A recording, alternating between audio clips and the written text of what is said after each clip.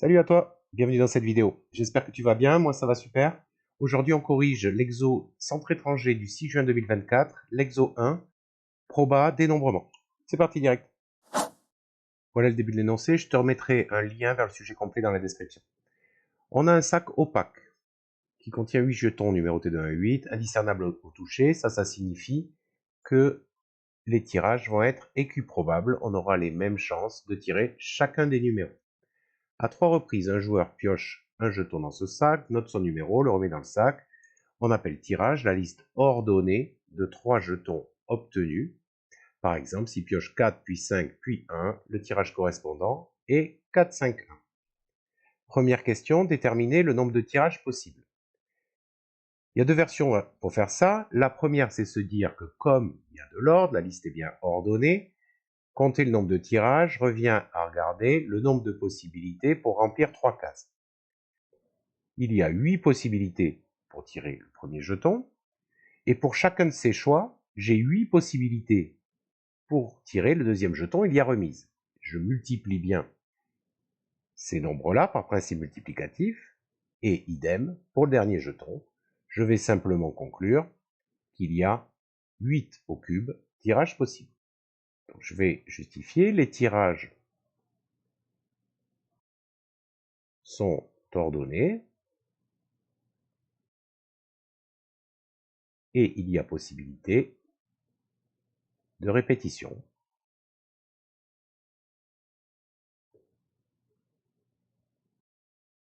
Ce qui donne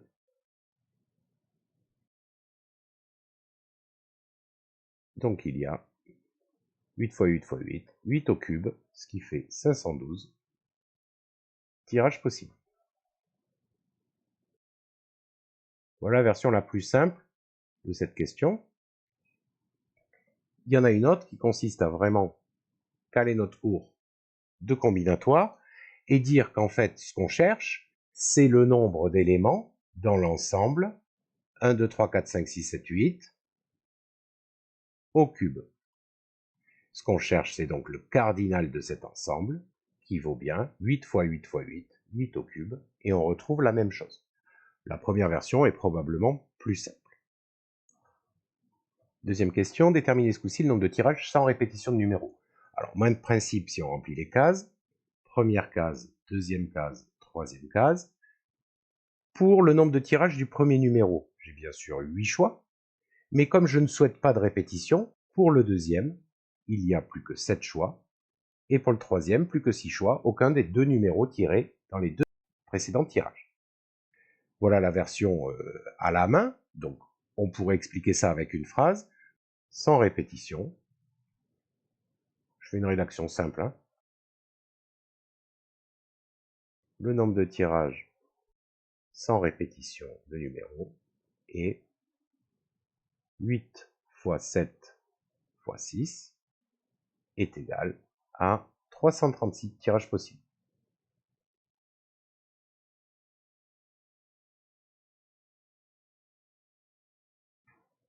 Si tu es à l'aise en combinatoire, je te propose la version plus compliquée. Ce qu'on cherche, c'est en fait le nombre d'arrangements d'un ensemble à 8 éléments, et je cherche à en arranger 3.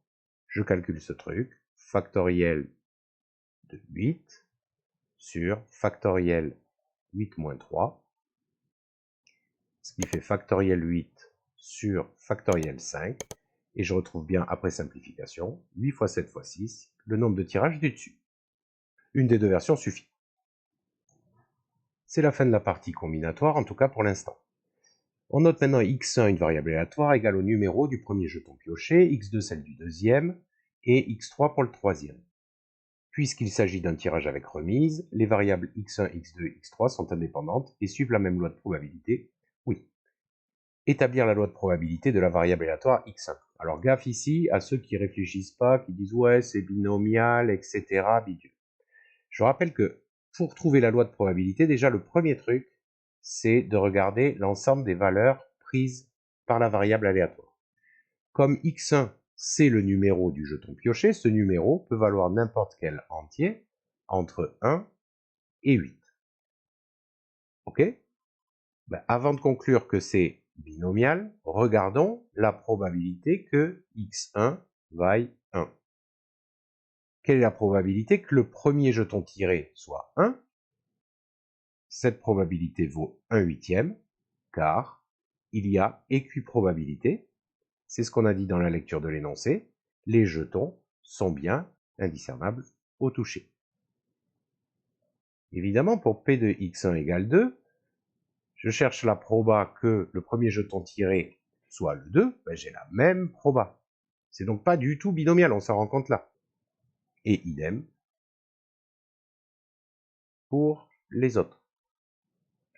Donc soit je réponds en donnant mon tableau, xi, p que x1 égale xi, les valeurs prises 1, 2, 3, 4, 5, 6, 7, 8, et on a à chaque fois la proba de cette issue qui vaut 1/8. Donc ça, c'est la première version, c'est un peu répétitif parce qu'il faut remplir 8 cases, mais c'est parfaitement correct. Deuxième version, on pourrait tout simplement dire que la loi de probabilité, on donne en fait le tableau en une ligne, la loi de probabilité de x1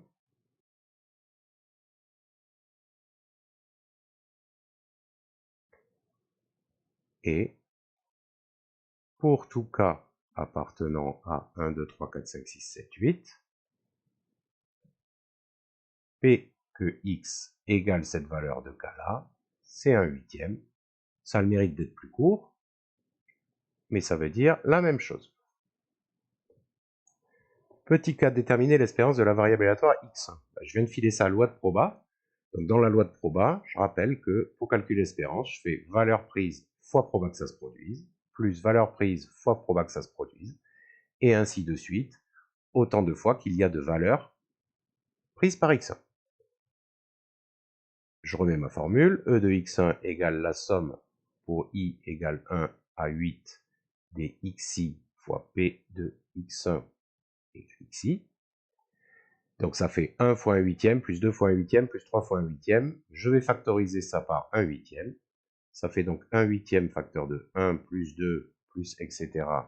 plus 8. Cette dernière somme, si vous voulez le mettre avec un sigma, pas de problème. C'est donc la somme de i pour i allant de 1 à 8. Je calcule ma somme, alors soit je compte mentalement, calculatrice c'est un peu abusé, soit alors je vois que c'est la somme des termes d'une suite arithmétique de premier terme 1 et de raison 1. C'est l'occasion de revoir la formule. Donc c'est premier terme plus dernier terme, 1 plus 8, fois nombre de termes, il y en a 8, le tout sur 2. Je calcule ça, 1 plus 8 ça fait 9, 8 divisé par 2 ça se simplifie en 4, et ce 4 je peux le simplifier avec le 8 du 1/8, et j'obtiens 9/2, ou 4,5 si vous préférez.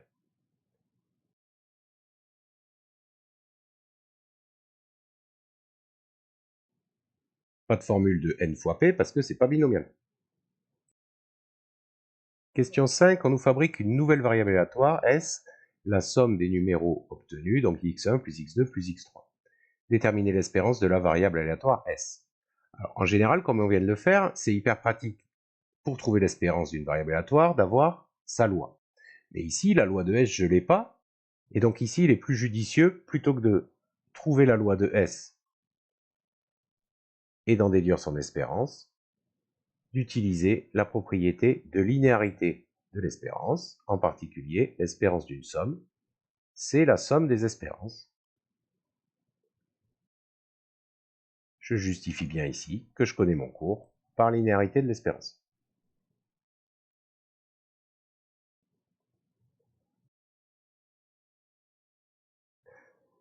Mais x1, x2, x3 suivent la même loi, c'est redit par l'énoncé, il n'y a même pas à le remarquer nous-mêmes.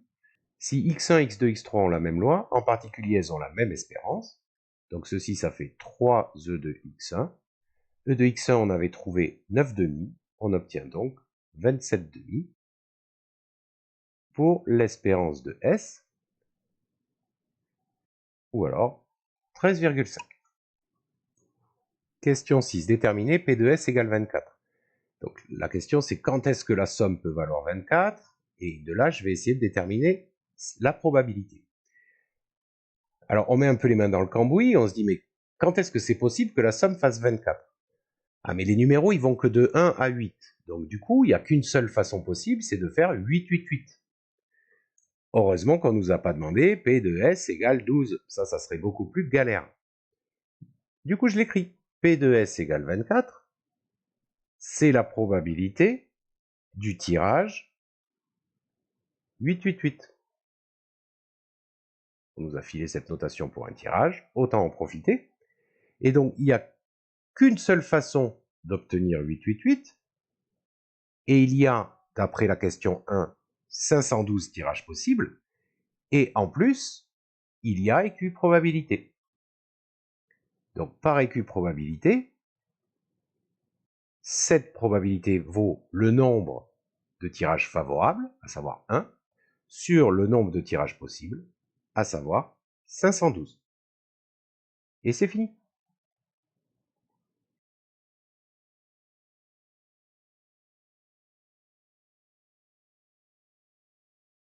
Question 7, retour de la combinatoire.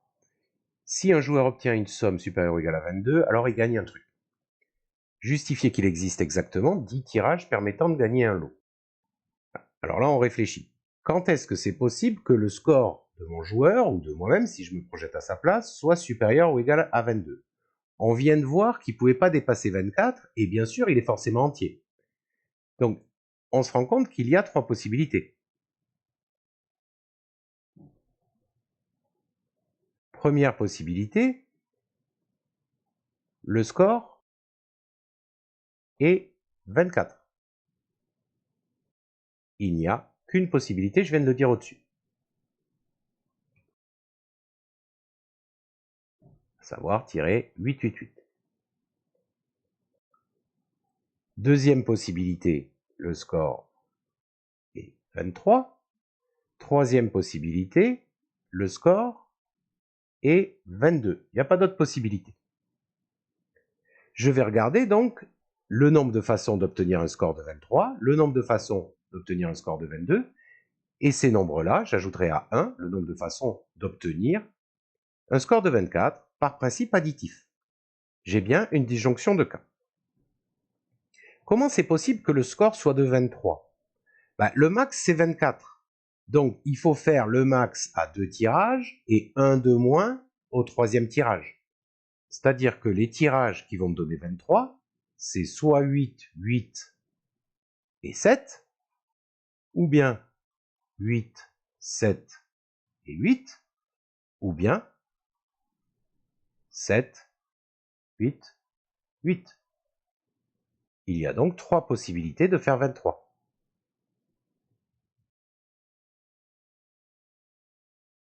Je peux raisonner de façon plus globale, c'est-à-dire que je fais des 8 partout sauf à un endroit où je dois faire 7. Du coup, combien y a-t-il de façons de faire 23? Autant de façons que de placer mon 7 en 3 tirages. Donc 3 parmi 1, c'est-à-dire 3 possibilités. Ici c'est facile, donc je peux faire la liste des 3. Dernière possibilité, donc le score est 22. Ce coup-ci c'est un peu la même idée. Il faut faire 8, 7, 7 à tous les endroits possibles, ou alors 6, 8, 8. Et pareil, il faut déterminer tous les endroits possibles. Ici je vais faire la liste des possibilités. Soit un 6 et 2, 8. Donc les possibilités, c'est 8, 8, 6, 8, 6, 8 et 6, 8, 8. Il y a 3 possibilités. Exactement, en fait, comme au-dessus. Soit alors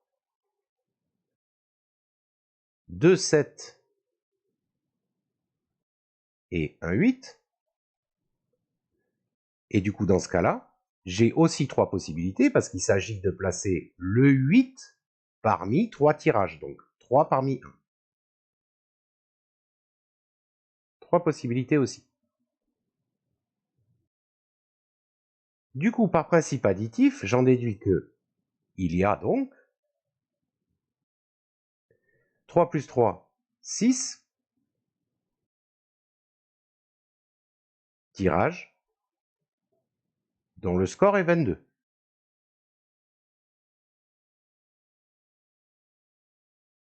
Et par principe additif à nouveau, il y a donc 1 plus 3 plus 6,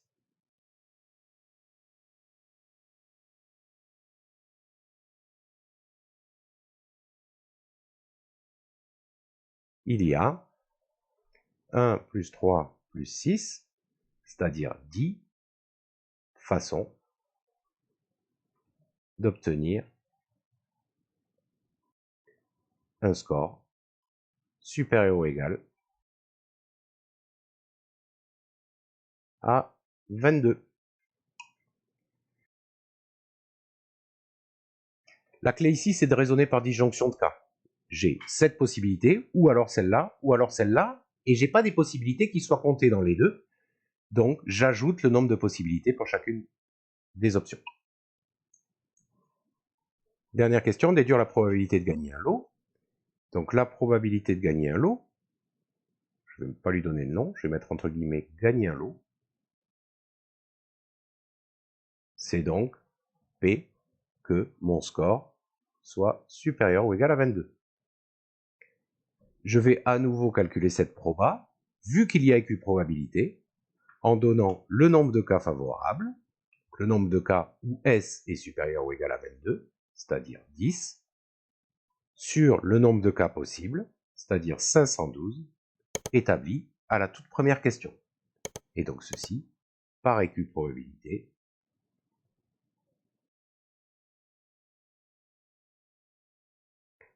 et d'après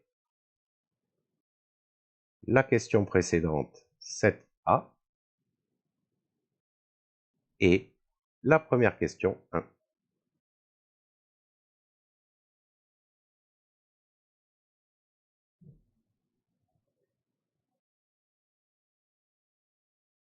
Et j'ai fini. Fin de cet exo de proba, assez atypique. Pour une fois, il n'y a pas de loi binomiale. Je te souhaite une très bonne fin de journée et je te dis à la prochaine. Ciao!